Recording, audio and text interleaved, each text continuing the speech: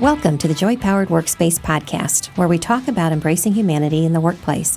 I'm Susan White, a national HR consultant.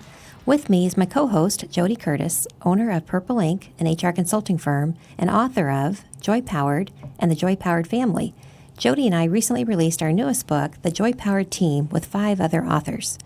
Today, we're going to talk about artificial intelligence in recruiting, or AI as it's more commonly known. Harvard.com has on their website a blog article posted in early 2019 entitled 9 Intriguing Uses of AI in Recruitment in 2019. Jody, why don't we share those 9? Yeah, I like that word, intriguing. Yes. So automated candidate sourcing. Which is really using AI to analyze millions of social profiles to determine who matches job requirements and send personalized messages. Mm-hmm. Candidate rediscovery. I like that, rediscovery. It's using AI to mine the data you have on your past candidates to find those gems who just weren't a match for a specific past opening. Mm-hmm.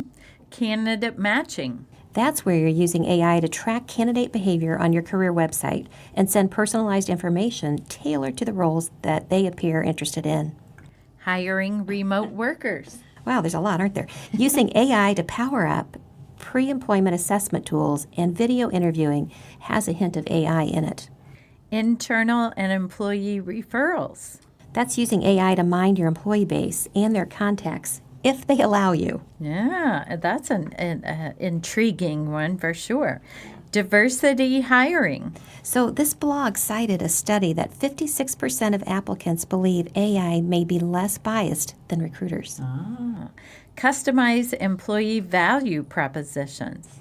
AI is soon going to be able to use assessments of personalities to tailor the value of employment at a particular company to each applicant. Who knew?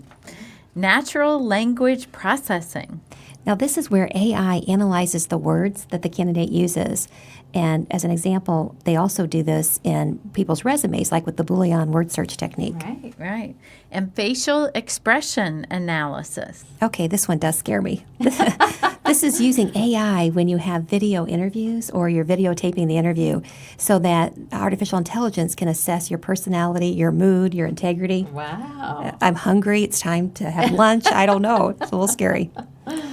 Jody, I love learning about AI and how business leaders and HR professionals really should start thinking about how to leverage it more or at all if they're not using it. But I'm definitely not an expert on this topic. No, me either. We've invited a couple of subject matter experts to talk to us today. I think that's a good thing. So our guest today is Keith Campagna. Keith is the founder of LifeWork Integration and recently was with JobVite as a regional sales manager. He describes himself as an HR strategist helping leaders overcome today's recruitment, retention, cultural, and employee development challenges. Welcome, Keith. Thanks for having me very much. Welcome. So, Keith, tell us about what you've seen or heard regarding the use of AI in talent acquisition. It's a fascinating time in talent acquisition just based off of the combinations between the use of technology as well as the need to keep it very personal. AI is making a move inside of talent acquisition. It's got a lot of work to do, but it's interesting to see the evolution, so to speak, of where it is in HR today. Very, very unknown waters right now. Yeah, I think it scares people and yet excites people. Yeah. I think so too. I think that, when we talk about HR, we're not talking about the department inside of organizations that generally speaking are known for being progressive in their technology advancements. So it's a lot of challenges. And that's really where, I think it's just the tip of the iceberg for a lot of HR departments. Yeah, I agree. And Keith, how does JobVite and other companies like JobVite leverage AI in their applicant tracking system technology platforms? Well, it's almost a play on words because candidly, I don't know too many companies out there that are using artificial intelligence. There's a fine line there, and there's machine learning, and then there's AI. And AI is going to be a way more advanced analytics component of it. I think what we're seeing now with regards to the talent acquisition component of HR is the need to automate as much as possible. And when we look at there's two categories, at least so far, that I can think of.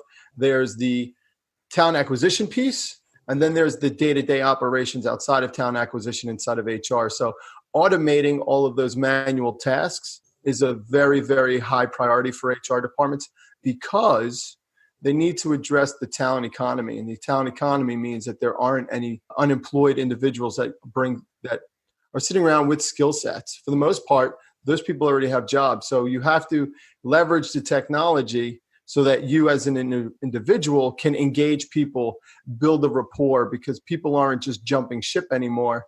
They've got an employer that's maybe trying to help them develop. They're not necessarily going to call or leave if you cold call them as a recruiter. So you need AI and automation to develop those touch points and make them happen faster. Yeah. I taught a couple of classes recently for SHRM on this topic, not specifically about AI, or even technology, but we talked about it during the class as we were talking about recruiting.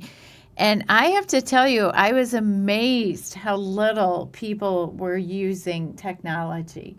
I mean, we're a small firm, and so we don't have the latest and greatest, but I do think we've been very progressive about using technology that I almost forget that people are still using manual processes or not using social media or don't have an applicant tracking system. So sounds like you see that more often too. It's fascinating. And truth be told, you mentioned I was recently with JobVite. In May, I parted ways with them and I started two companies. One of them is Life Work Integration, and the other one is a software called HROI. And the idea there, Jody, is that so many HR departments, and there isn't a industry or a size employer that is absent of this, and that is that they all suffer from not having experience in buying software. Yeah. And because of that, they're not very good at it. Mm-hmm. They don't know how to build business case. Business acumen is a fleeting concept for most HR departments. And this isn't an indictment. It's the truth of their lives. They're busy. They're inundated. They're manual. And there's a whole mess that needs to be cleaned up before we could even start talking about how to effectively use AI in most HR departments. And part of what brings my passion to those two companies is the idea that HR needs help. Yeah. And so what HROI does is develop a vendor agnostic business case using very basic high-level metrics that allows you to show your CFO, hey, as a pre-approval, we're looking at this estimate return on investment, and the software produces that PDF for them. So they don't have to necessarily know how to make a clock work. They just know how to tell time. Nice. So Keith, you'd mentioned that some businesses are out there and they're using machine learning, but it's more rare that they're really using more sophisticated AI. For our listeners, can you give an example of maybe what we'd all identify with some automation that's machine learning versus the type of kind of cool, different things that AI could be doing for us if we were really using it? Absolutely. It's a good question. So when you look at chatbots, for the most part, chatbots are going to have machine learning that incorporates data and responds based off of what it is you say. So a good example might be when using Canvas, which is a phenomenal talent acquisition text messaging capability. Phenomenal. What happens is you as an organization develop the answers for what could be the questions that somebody puts up. So if I'm texting and I ask you, what kind of benefit offerings do you offer? The system inherently sees benefit and then drops in maybe a PDF of my benefit overviews, right? That's not AI. That's just if A, then B, and it kind of spreads out that way in a greater sense. Whereas there are companies that are, and he's gonna kill me, but I can't remember the name of the company. But in California, they have AI and it blows my mind. This is AI. They have, let's call it 30 pixogram visuals on the screen, And you, the individual, pick the 10 that seem to be the ones you like the most. I mean, we're talking about the most random of experiences. And from that, it grabs all these crazy data points from all over, and they bring to the front your skill sets, and they match it in your personality traits, and they match it with everyone else within your organization. That's AI. Now we're talking about pulling in massive amounts of data that enable you, and he's going to kill me because I don't remember the name of his company. But it's like mind-blowing to see how it could basically level set and say, this guy might be a great match based off of the job, but he's a better match based off of the team dynamic you have over here. So maybe we put him in a different role. And as we look to this new economy where you're not going to be you're not going to be recruiting people. What you're going to be doing is reskilling individuals that work for you. It's a phenomenal way to get ahead of the curve without having to let HR try to figure it out. Wow, that sounds crazy. Now I'm going to have to look and see if I can find the name of the company. All right. And Keith, what do you think is better and what do you think is worse in the hiring process for employers who rely on AI? That's a good question. Every time someone asks me what I think is worse about the recruiting world, I have to sit back and take a couple breaths because it could go in a lot of different ways. I think fundamentally speaking, human beings want to be engaged by other human beings. I think when we're starting to evolve our usage with technology to make it more of a tool, not just something that just because it could do it, it should be done. And what I mean by that is technology, in terms of the ideal candidate experience, what I've seen and what I've heard is let's use technology to expedite the downtime in between conversations. Mm-hmm. I think when employers start to use technology to do all of it, it winds up becoming too little interaction with the company or with the candidate. And interestingly enough, last year, Chip Cutter from the Wall Street Journal had put out an article on LinkedIn talking about how a company was using automated interviewing for the hiring process. And I responded by saying something snarky along the lines of, did you hear that sound? ? That's the sound of a lot of qualified, successful candidates hanging the phone up. Because we don't want to have technology talking to us. We want to have technology helping us. And subsequently, my comment got picked up and Chip wound up putting it in his next article because it got enough attention in terms of people agreeing with that sentiment. Yeah.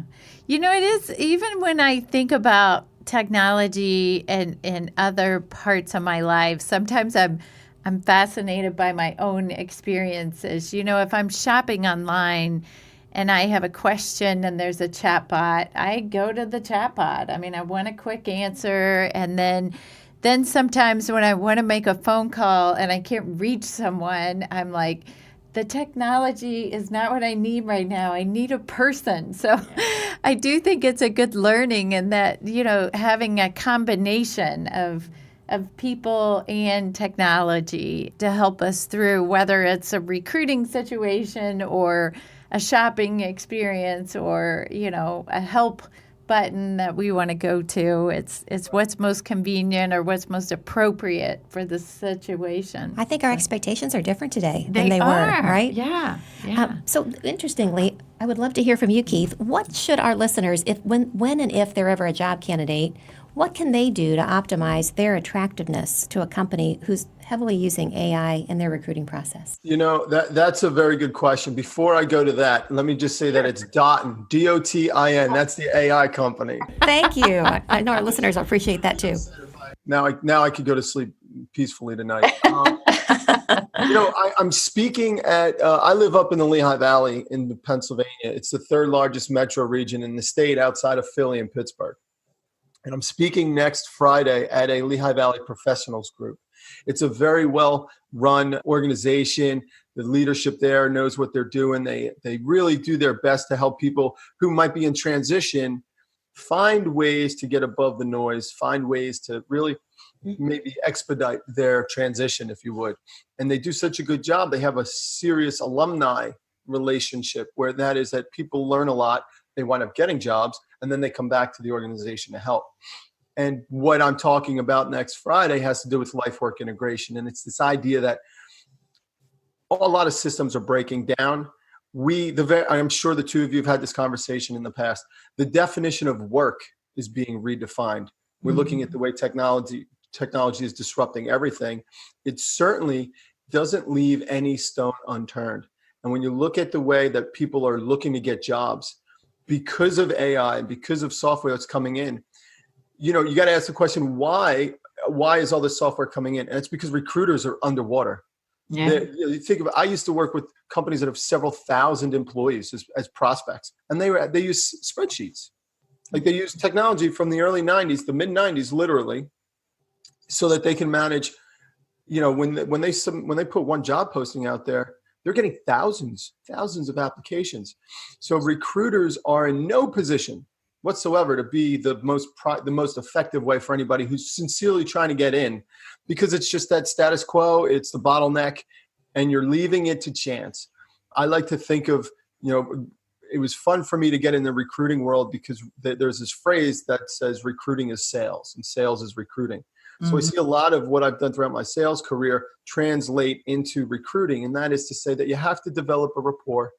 You have to think in human terms, empathy. I love how empathy seems to be coming back more and more, but it's for part of my conversation next Friday is going to have a lot to do with, think of what it's like being the individual on the other side of that email.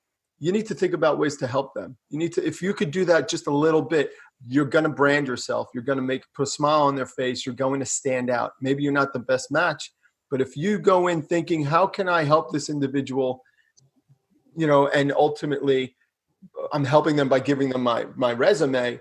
But if you think in empathetic terms and recognize just how convoluted and chaotic the system is as it is today, there are other ways. You got to go slow. You got to do it like salespeople do, progressive salespeople. They're not cold calling people and saying, "Hey, buy my stuff, buy my stuff." They're demonstrating an understanding of what's going on in the quote unquote buyer's mind, in the buyer's world, and establishing a relationship that helps them expedite the conversation. And that takes work. And that takes getting involved at LinkedIn. It takes putting your thoughts out there, pushing for networks, not just going to a networking event and pardon my French, bitching and moaning about things, being proactive. And that's going to be a big challenge for a lot of people out there. Mm-hmm. Yeah. The tools are there. I don't mean to scare anyone away there. The tools are out there. One of the most entertaining things of our day is let me Google that for you. And YouTube. Have you ever heard of let me Google that for you? Yeah. Literally, I send it to my parents all the time because my mother will be like, what time is the restaurant we're eating at close? And I'll just type in that and I send it to her. So she gets a kick out of it. The tools are there. The technology has level set the playing field for most people. You got to take advantage of it. Yeah. I do think it's fascinating, your comment about having prospects or clients with thousands of people who are still using spreadsheets, which I found in the class I was talking about that I was teaching. It's not always the big companies that are the most progressive. I think even I mentioned earlier too about a Purple Ink. I think we've been very progressive about technology, and I think part of that is because we're more agile as a smaller company. But when these big companies look at technology, they're looking at hundreds of thousands of dollars systems, although I don't think they have to be. They think of it as such a big financial investment that they're actually slower to change than smaller organizations. So absolutely. And I'm going to leverage my experience with regards to working with so many companies. I'm grateful for my software experience. I kind of fell into ADP in 2006, right as something called software as a service was beginning. Yeah. Dumb me didn't know that I was getting a front row seat at the leading edge of business technology. Yeah. Since then, I did small business called Benefit Focus, which was benefit administration software. Then I went to Concur, which is finance. And they were acquired for $8 billion by SAP, which is my way of saying they knew what they were doing. And they did a good job with managing culture. And that's where I'm going with this. You see enough companies like I have, you recognize that there's a lot of symptoms to the problem. And in your example, Jody, the idea is there's no leadership inside of organizations because we've had this talent, again, back to the bad guy in the story is the talent marketplace right now. And it has been for a while because people are leaving companies every 3 years, maybe 5 years. There's a growing gap of leaders. And it's those leaders that are the ones that, generally speaking, are going to say, we need to fix this problem. This problem is slowing down my people. My people need to be able to have the tools to do more. But because there isn't that connectivity between the leadership level and the company's vision, mostly because the company doesn't take advantage of the individuals as well as they can, right? Mm-hmm. You see companies they're going one step forward, two steps back. One step forward, two steps back. And then, like you said, you're agile, but that's because you knew better when you came into this, right? I'm assuming you knew that you have to stay a step ahead. And in order for your people to do that, you got to give them tools. Yeah. It blows my mind. I have all the empathy in the world. When I talk to recruiters, I mean, I stood on a stage, I think 5 or 6 times last year. I went to 7 or 8 conferences. I shook hands with probably 1,000 and talked to 1,000 recruiters. And to hear them talk about how, the hiring managers are on their case and the CFO is on their case and everyone's trying to figure out why they can't hire people, they almost have no audience. Nobody's allowing them to build the tools, or maybe more importantly, they don't know where to go to get help. Yeah. Because at this point, there's either vendors that always come with, the vendor stigma. Mm-hmm. And then there's like people that you work with, but if they haven't had the experience, you're basically staring at a spreadsheet. Yeah. Yikes. I agree. So thinking about always staying a step ahead, Keith, what do you think is next for using AI in talent acquisition? What's really getting traction? What do you think the next big thing is, or things that we should be paying attention to?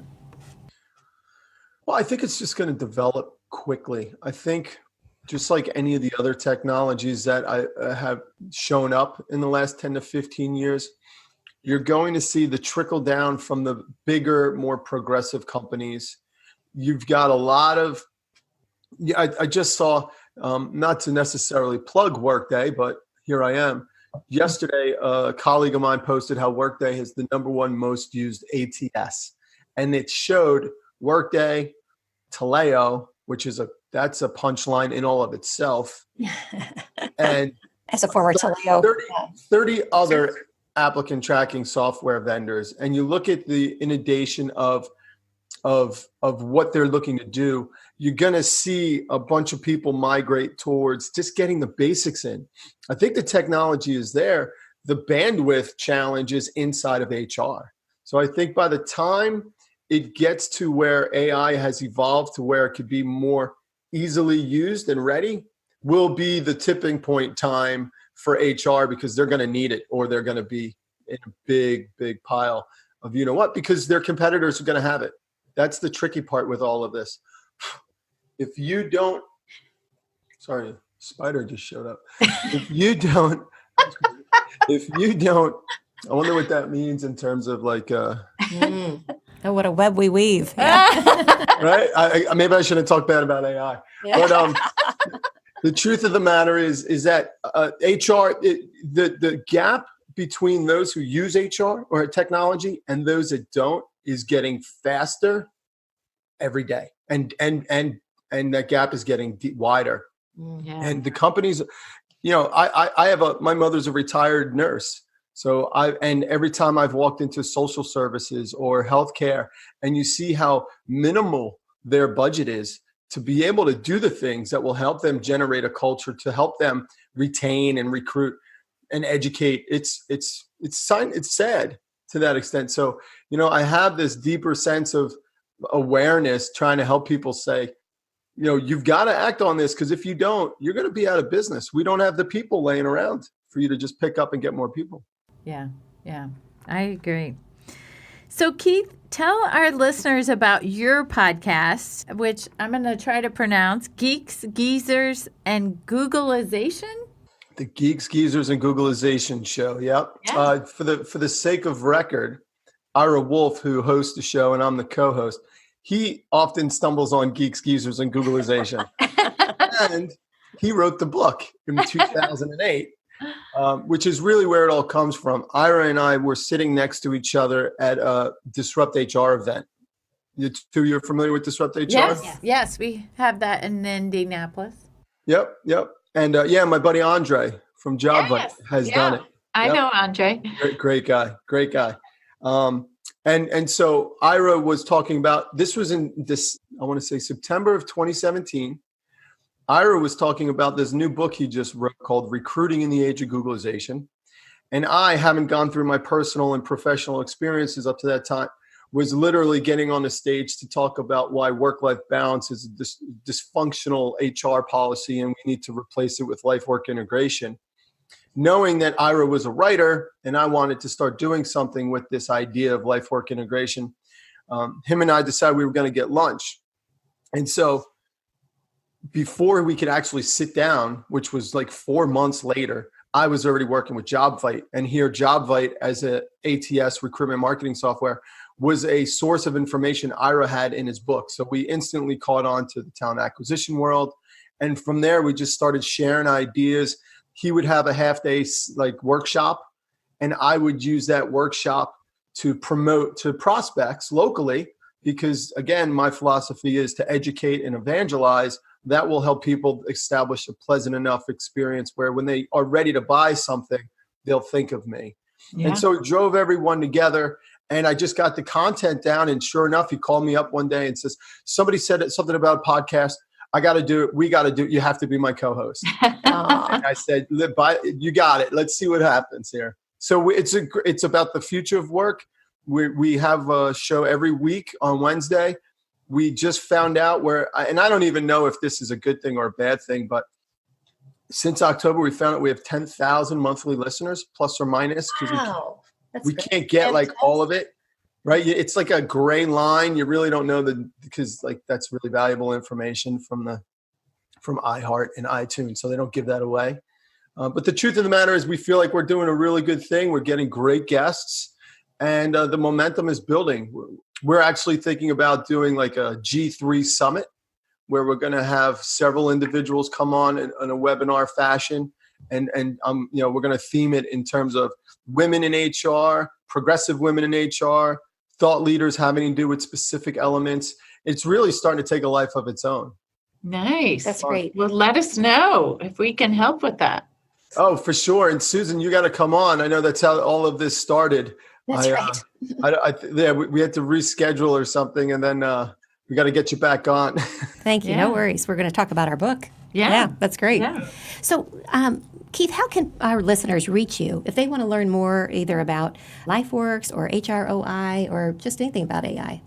Sure. KeithCampagna.com is there. Just fill out the information. Let me know what you want me to talk to you about and get back to me. I'll get back to you. My favorite marketplace of all time, LinkedIn. On LinkedIn. I guess I'm KeithCampagna@gmail.com will work as well. Perfect. And we're going to have you spell that, KeithCampagna.com, if you don't mind. KeithCampagna.com. Perfect. Well, Keith, thank you so much for joining today. We really appreciate it. Yes, it's such a pleasure. And you just got a new subscriber to your podcast because I just subscribed. Excellent. Thank you very much. And I appreciate being on the show. I did a little research and it seems like you've been doing this for a good while and you've got good momentum. Yeah. Thanks so much. Thank you. Pleasure. So, Jody, I'm excited about our next guest. It's Zach Linder, and he leads Canvas's machine learning and analytics functions. Prior to joining Canvas, Zach led analytics and automation initiatives at several high-growth companies, including his role as vice president and head of U.S. operations at Virtusa, previously Apparatus. So, Zach, we are so glad to have you. Hey, thanks for having us. Really appreciate it.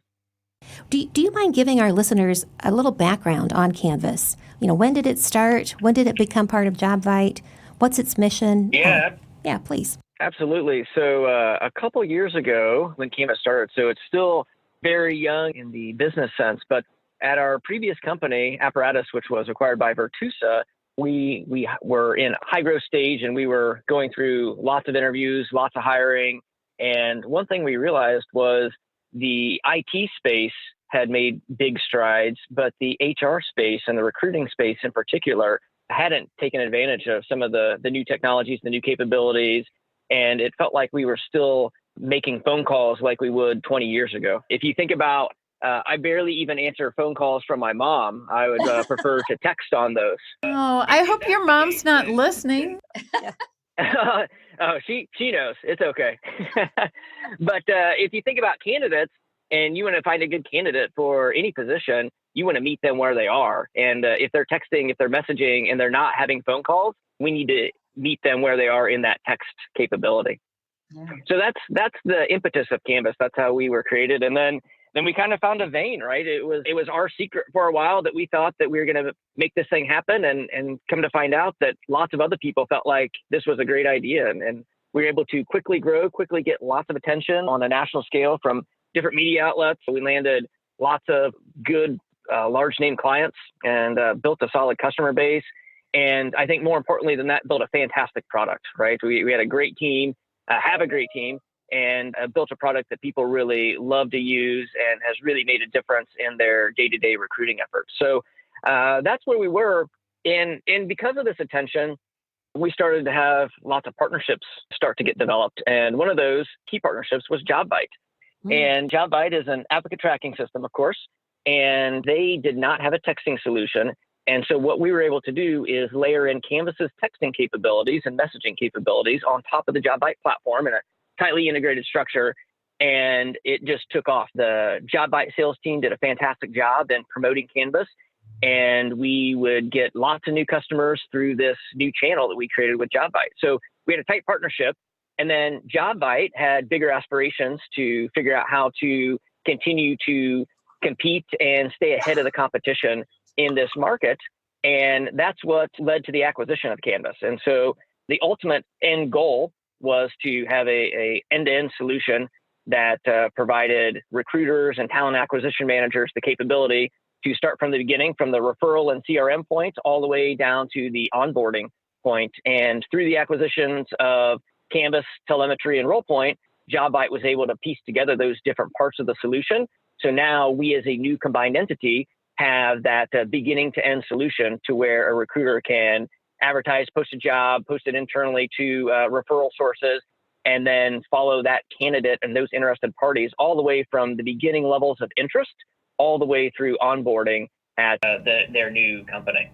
Wow, that's amazing. Zach, I have to tell you, when I first learned what Canvas did, I thought you were brilliant. I really did, because as the mother of two millennials, the times I do leave voicemails for them, they don't call me back. I may be lucky if they text back and say, "You called?" Yeah, they will not listen to it. And I know colleagues out there who, when they're working an opening, they'll leave voicemails and they wonder why someone hasn't gotten back to them very quickly. I'm telling you, if they're a millennial, they're never getting back to you. So I'm just outside of the millennial gap here, but I also don't answer voicemails. In fact, I delete voicemails without even listening to most of them. I feel like that we have enough other communication mechanisms that if it's really important, that you'll hit one of my preferred communication channels. Yeah, it's real. That's real. Gosh, I have to tell you, I feel pretty progressive with technology, but I do still leave voicemails. So maybe that's a good message to me. And most people don't listen to them. So yes, maybe I should give up. So, well, how do you and your team leverage AI to help businesses select the right candidates for the right jobs? Yeah, absolutely. So this is a key focus for us. So we've got amazing data, right? We at Canvas, we know everything that you talk about in this interview, right? So if you think about all the interviews that have existed over time, we really don't have much content from those interviews. We know that they happened, we know when they happened, we know who talked to whom, but we really don't know what was the content of that conversation. The beautiful part about Canvas is all of this is documented, right? It's all back and forth, written in text form, and we're able to mine that data and understand what are the topics of conversation. So was this a logistics conversation or a scheduling conversation or an assessment conversation or a deep screen? So we are able to dig into and dive into that data and really understand who's using the tool in what ways. And then that allows us to make sure that our features and capabilities are matching the needs of those people that are having those conversations without them even telling us about those conversations. So understanding the content and context is really big. But now when you have not only the content of those, you've got all the metadata around this conversation. So I know when it started, we know who responded when, who the fast responders are, who the slow responders are, what's the intent and content of those conversations. And when you mash a lot of that together, you can then get really amazing engagement scoring opportunities. So we score both candidate and the recruiter on engagement levels. And what we intend to do is make sure that if a candidate is trailing off or started off very engaged and then has lowered their engagement score just through slower response times or not as thorough responses, those types of activities could indicate that they're cooling to the particular position. And we want to make sure that we're catching that as quickly as possible and allowing the recruiter to then make the decision, is this a candidate that I'm really interested in? And if so, what can I do to better engage with this individual? Is it that I need to communicate at 9 a.m. versus 6 p.m.? So it's not all about response times, right? It's not a critical factor to respond quickly, but what is critical is to, again, meet candidates where they are. And if they're at work at another job and they can't communicate at 9 a.m., but we know that they've got a much better response rate and much faster response time around the 6 p.m. timeframe, then we can allow that to happen and inform the recruiters in a way that they can modify their schedule to get the best output from each of these candidates. Yes. So that's a particular way. And then, how do we match candidates? How do we make sure that we've got the right candidate for the right job? Because there are lots of candidates out there that are great fits, but maybe not for this job. And that's an okay thing. But how do we look at what are the important factors when looking for a job? So are you looking for someone that's a quick to hire role? Or are you looking for someone that's an exact match? Or are you looking for somebody that you want longevity out of this particular person in this role? So how can we interpret that resume more for the understanding around the resume, less of the exact words in the resume, to understand what are the career behaviors and habits of these individuals, and how does that compare to other habits of other individuals that you've identified as ideal for this position? And then how do we take all of that information, compare that to the job description, compare that to those critical factors that are important in making that hiring decision, and then provide you with a list of the most matched candidates at that point in time. That's great. Wow, anything that we can do to increase the job fit, the better. Right, on both sides, for the candidates and the employers. Yeah. Zach, there's been times that I've mentioned text-based interviewing as an option to HR professionals that I consult with to pre-screen candidates. And then I've had reactions like, oh, that feels so impersonal. Oh, how has Canvas been able to personalize text interviewing? Yeah, absolutely. So first of all, I would say it's all personal preference, right? When you deal with some financial institutions, you still have to send a fax, which seems really weird, but that's potentially a requirement, right? So like I said, some people prefer a phone call. Some people prefer a text, and it's not meant to be the solution. It's meant to be another tool in your toolkit, right? But the way that we personalize it is what we want to do is take that transactional work and make it as simple as possible for the recruiter. So if you think about, I've just at a career fair, let's say, and I talked to 100 great candidates that I think might be fantastic for a new role or several roles that I've got opening. I can communicate with all 100 of those candidates at the same time with the same message with high levels of personalization. So we use things like merge tags. So hi, candidate first name. This is recruiter first name from company. And through that semi-code and script, which is very easy to do inside the UI of our application, how can you write that message one time and then send it to everybody? And it feels like a very high-touch, high-personalized experience. And it took the recruiter the same amount of time to write the one message versus the 100 individual messages. You just saved me 8 hours of texting 100 people. Wow. Personalizing.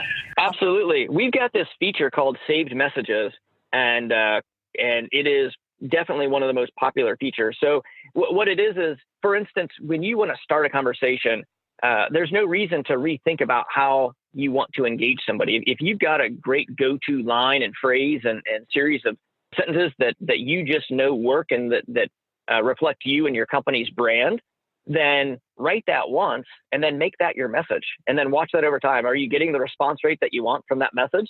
And it goes beyond just that intro message. It goes to, let's say that I've identified that this candidate is a great fit and I want to move them to the next step and putting them in front of a hiring manager, write that sentence and that series of sentences one time. We'll store it in our library of resources for you. And then when you hit that point, you just drop that save message in with a couple of clicks and move on to the next step. So what it is, it's taking all those things and activities and practices that work and are effective. It's putting it in the tool, and then it's having the tool serve these up to you to where you can more manage the flow and less manage the specific transactions. So efficient. So efficient. Why do you think, you've mentioned a few of these already, but overall, why do you think using AI is critical in today's talent acquisition efforts? I think everybody, definitely me, wants everything to be faster, right? Including employment opportunities. So how do we flip the script on this and make it more of a pull method from the candidate's perspective versus the push method? So if you applied to a job from a job board and you sit there and hope that somebody's going to give you a phone call, right? How can we change that to where I've applied and now as soon as the application is submitted, we put you through another automated bot-like process, right? To do an additional screen or maybe put an assessment in there. And then how do we put the candidate through these steps of the process to where they can really pull in the way that they can make this happen as fast as they want and at a speed that they're comfortable with? Because if we know that we've got to ask these questions, if we know that this is the process that works for us as a company, let's go ahead and automate that, put those steps in place, and then allow the candidate to move through it at their own discretion. At that point, we can still on the back end grade, score, and eliminate the candidates that aren't a fit, bubble the candidates that are a fit up to the top, and through all that process using automation. So where I'm designing the workflow for this particular open job requisition or this particular job that I'm trying to hire for, I automate that flow, and then it comes to us in the form of a calendar invitation to where it either goes to the recruiter or the hiring manager, whomever we deem as the correct next person. And the candidate has completely been automated through that point to make sure that they're pre-screened, pre-qualified, and a good fit for a real live conversation to happen. So it's that nice handoff point to where not only do you get a pre-qualified candidate, you get the tangible artifacts of all of the results from the screening questions, from any assessments that we might have done, from any front-end sourcing information that we might have brought in, delivered to that recruiter and the hiring manager. So they've got the capability to read through this, really get a good understanding of why we felt like this was a qualified candidate, and then have that conversation in a very educated way. What type of questions do you get from recruiters or candidates about AI? Yeah, it's a hot topic, not only in our industry, but I think globally, on what is AI and what can it do. And there's obviously variations of different levels of AI. We're not building Elon Musk's Neuralink where we're going to plug anything into your brain and allow you to wirelessly share your thoughts.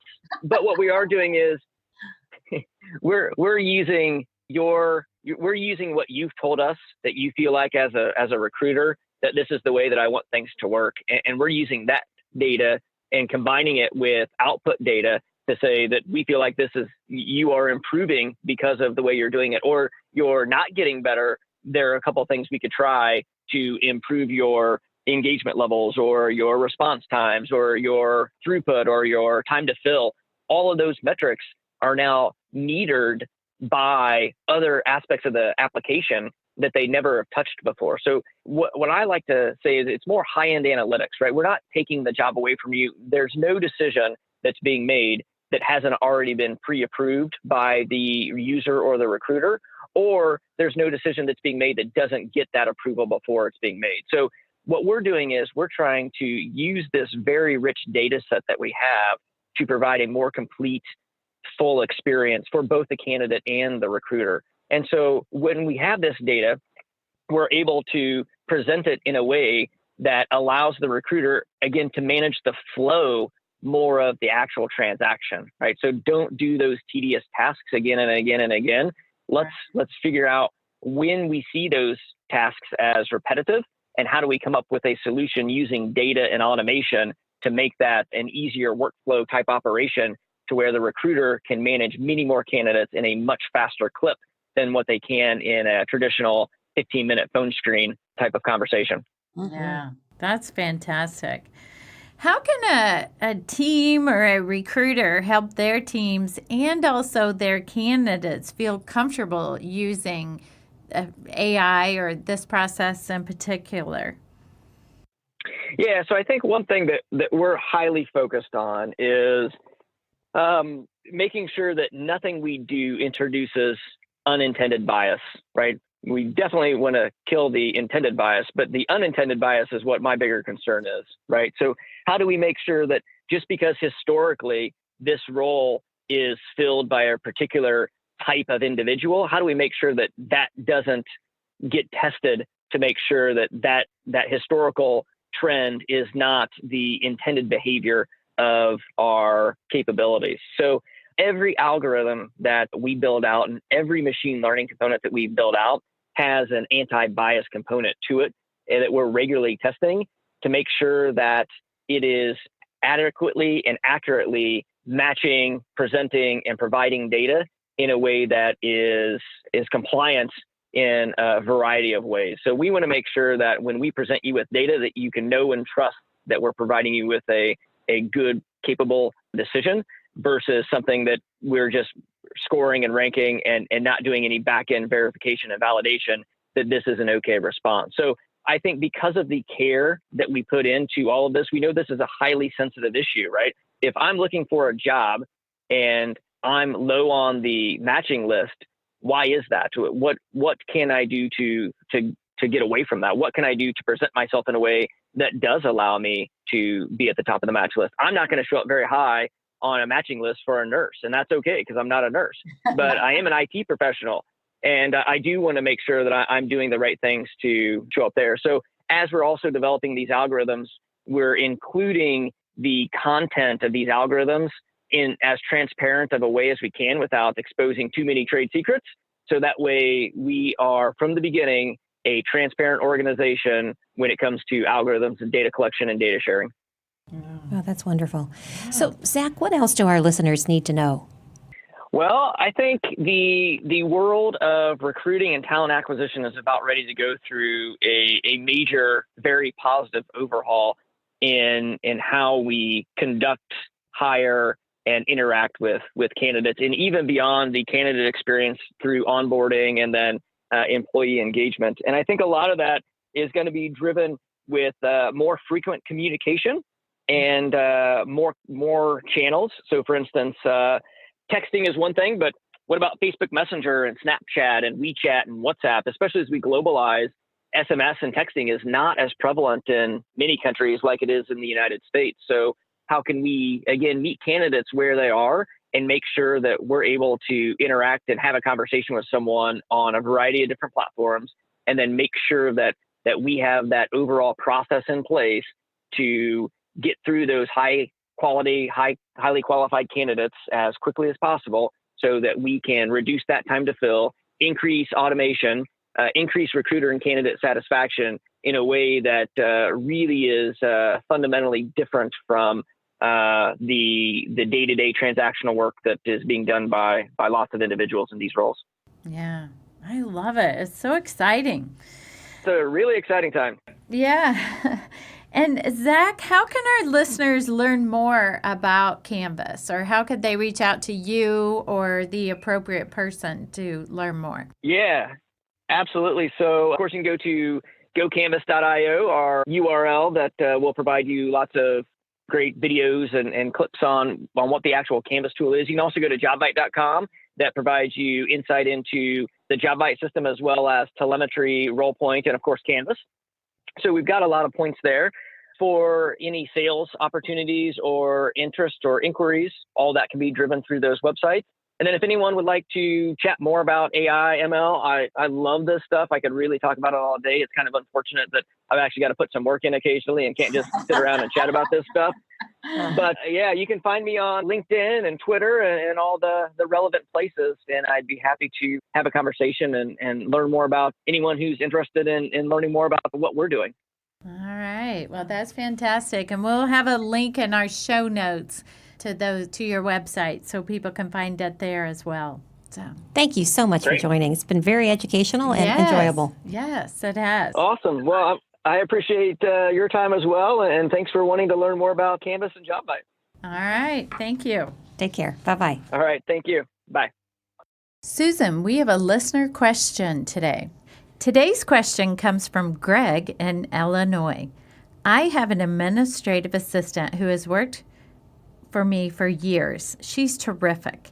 Recently, our HR manager noticed that my administrative assistant is one of the first people who arrives each day around 6:30 in the morning, and she leaves when most of the staff does, between 4:30 and 5. When the HR manager talked to me about the fact that she never sees my administrative assistant on the overtime list, I assured her that my admin doesn't start working until I arrive at about 8:15. Her husband works an early shift, so he drops her off on his way. The HR manager wasn't happy with my explanation, as she says she doesn't want any employee at work off the clock. I think this is crazy. I don't want to tell my wonderful admin you have to find a new way to work that gets you here later. What do you think? Well, I got to tell you that I can see both sides of it. And clearly, the admin who has a right to work every day with her spouse wants to get there safely and wants to get there whenever she wants to get there. And I get your point that she's not necessarily working when she arrives. Here's the thing. We have to all be very conscious when we have employees that are non-exempt under the Fair Labor Standards Act. And the fact is, when you are non-exempt in America, anytime you work more than 40 hours a week, you're eligible for time and a half. Depending on the state you're in, there could be more aggressive rules around that. For example, in California, if you work more than 8 hours in one day, you're eligible for time and a half on every hour worked beyond that. So the HR manager here is concerned that the admin who comes in the morning, if he or she is going to their desk and they're actually looking at email, they've signed onto the computer, going through yesterday's letters, anything that they're doing is compensable time. And so I think that the HR manager believes if you're going to allow the admin to be at that desk, if there's even a chance she'll answer the phone or do a piece of work, you're better to make sure she's logging in and you're actually paying overtime. Unless you take a different direction and perhaps you've got a cafeteria in your building, you have some type of a lounge where she can go and watch TV, read the paper, we can truly ensure there's no chance she can do work.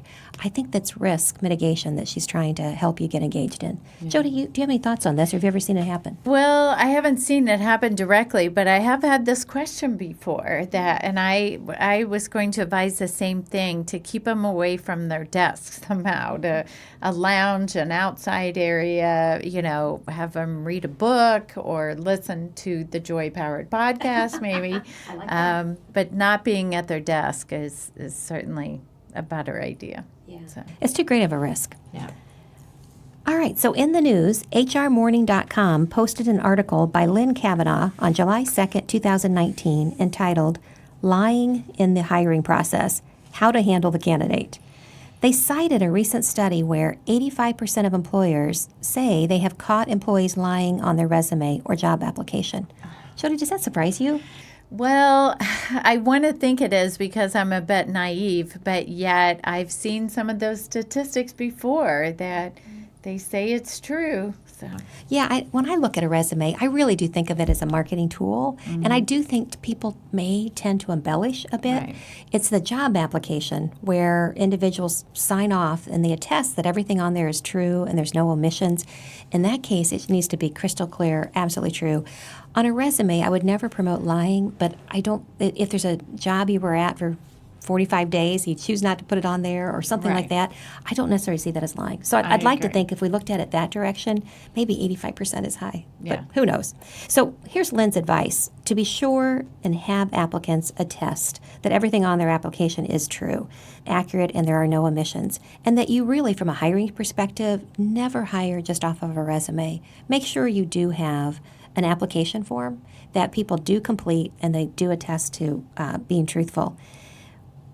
She says then you need to be consistent in handling when you do discover that someone has lied or omitted information. You can't pick and choose and decide you really like this particular software developer. Yeah, they fudged on such and such, but you're going to take them, and then the next person you don't do it. You've got to be consistent. Finally, Lynn encourages you not to act just on suspicion. Do a thorough investigation before you reach a reasonable conclusion that a person has lied. Mm-hmm. I think Good advice. Yeah, I think so too. If you would like SHRM recertification credit for listening to this podcast, please visit getjoypowered.com/SHRM. You'll find an evaluation of the podcast, and once you complete the evaluation, you will see the SHRM recertification credit code and a link to a proof of participation certificate. Again, that's getjoypowered.com/SHRM. Thank you for listening, and thanks for your dedication to the HR profession. Thank you for listening today. Please tune in next time. If you have missed any of our podcasts, you can catch all episodes for free on Apple Podcasts, Google Play, Spotify, or wherever you listen to podcasts by searching on the word Joy Powered. If you like our podcast, be sure to subscribe so you don't miss any upcoming episodes. And we'd love for you to rate and review us on Apple Podcasts. It helps people find our show. If you have questions on any HR topic, you can leave us a voicemail at 317-688-1613 or email us at joypowered@gmail.com. We are also on Facebook, LinkedIn, Instagram, and Twitter at Joy Powered. We welcome listener questions and comments.